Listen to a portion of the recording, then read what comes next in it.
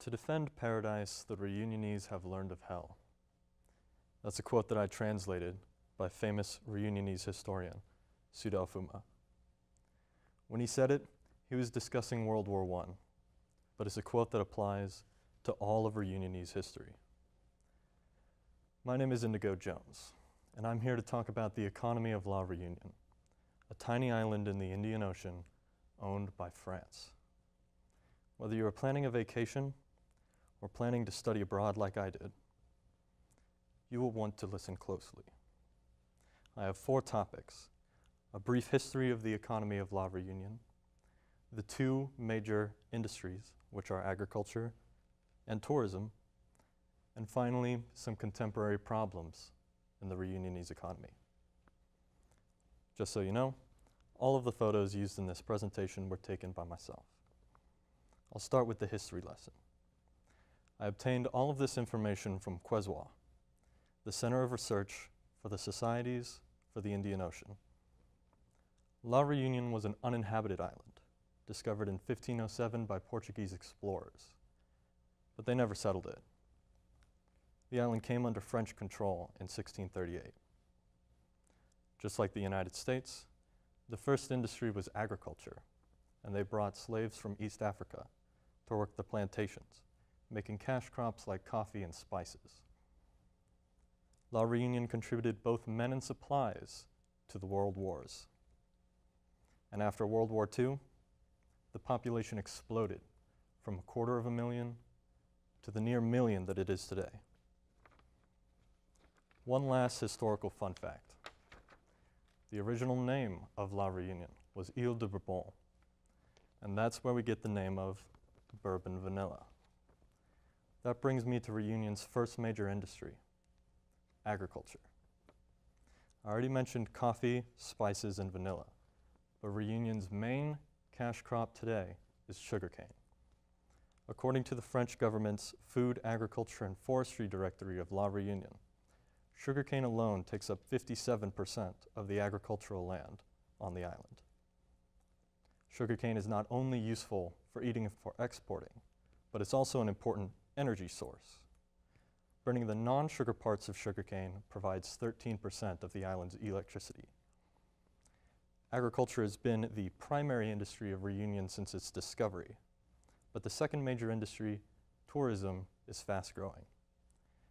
The main tourist attractions of La Réunion are its natural wonders: the black sand beaches, the nearly unnavigable interior mountains, and the safe but still active volcanoes. Reunion's tourism industry got its start in the 1980s.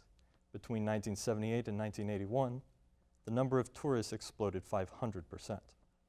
In another 20 years, tourists grew another 300%. However, what was once an annual climb has petered out. According to a 2014 report by INSEE, France's National Institute of Statistics and Economic Studies, the annual number of tourists to Reunion has remained relatively constant since the year 2000, with around 400,000 visitors per year. The federal government of France supports tourism in an effort to reduce the economic strife of the islanders in the post-agricultural age. Unfortunately, not all is sunny on Reunion Island. These statistics are from IDOM, the French government's department which collects statistics about the overseas departments.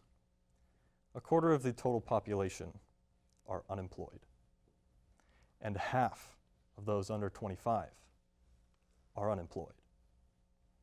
The average salary a person earns in Reunion is half that of the average salary in metropolitan France. Yet the cost of living is not much lower. Since it is an isolated island, everything must be imported. 4 in 10 people live under the poverty line. That's compared to 14% in France. To give you a better picture of what that looks like, that makes Reunion the Detroit of France. To sum up, La Réunion is a beautiful place with an interesting history, but a struggling economy. For 400 years since its first settlement, Reunion has fought just to be economically sustainable. They've tried burning sugarcane for energy and inviting tourists from Europe, but they still struggle with high poverty and unemployment.